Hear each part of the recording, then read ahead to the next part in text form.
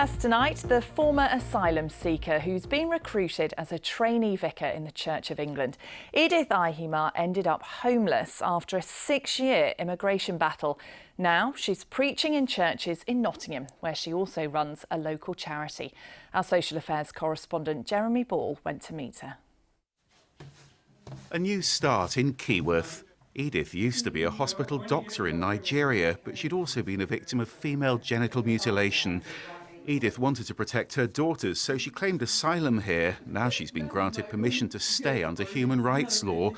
But it was a battle that left her homeless and relying on handouts. Those 6 years, gosh, it was the most horrible things you will never have imagined. So you feel so worthless, really. You are ashamed. You know, it got to the extent I couldn't even say to anybody that I am a trained medical doctor because I could not even practice because I was not allowed to work.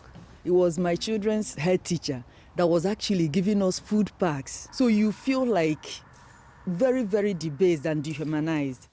Edith says her faith kept her going. She's already a lay preacher in Nottingham. The stories behind these heroes of faith reveal that they are just like you and me. Now the Southall Diocese has made her an ordinand, which means she's about to start training as a vicar. I think everything I've been through will mean that I will be able to relate and empathize with other people that need that hope. We went as low as it possibly could. The only thing that kept me sane was my faith, knowing that I am loved by God. I was stripped of every other identity. Yeah, no, I've pretty much done it all. Edith's daughter's off to college too. Vanessa's got a place to study law at Cambridge University. It's pretty great, to be honest, because we've really been through quite a lot. I might be the first Black Lady Chief Justice of England. You've heard it here first, so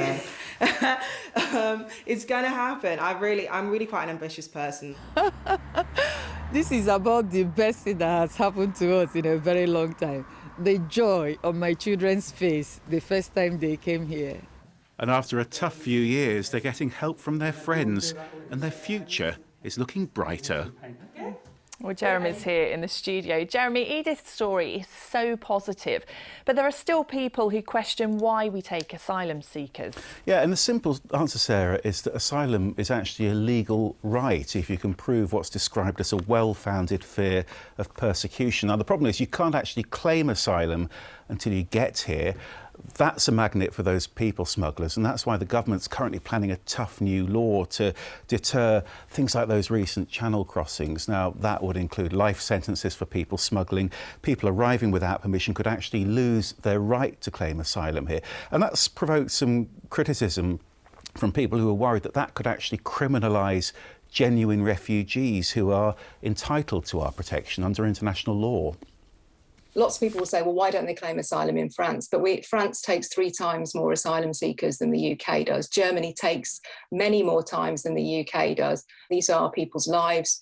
We've seen some of the stories now coming out of Afghanistan. We saw a lot of public sympathy about what happened in Syria, and we should at the very least be doing our fair share. So how does the government respond to that? Well, they say they're actually making the system much fairer with new, safe and legal routes for people who are essentially invited here. You'll remember that's how most of those Syrian refugees were resettled here in the East Midlands. Those critics, though, are worried. They say most current asylum seekers simply wouldn't qualify for that. Helen mentioned Afghanistan there. That isn't included on the resettlement list at the moment. In response, the Home Office says, look, resettlement is going to be expanded, and once that happens, it's going to help the most vulnerable refugees all over the world.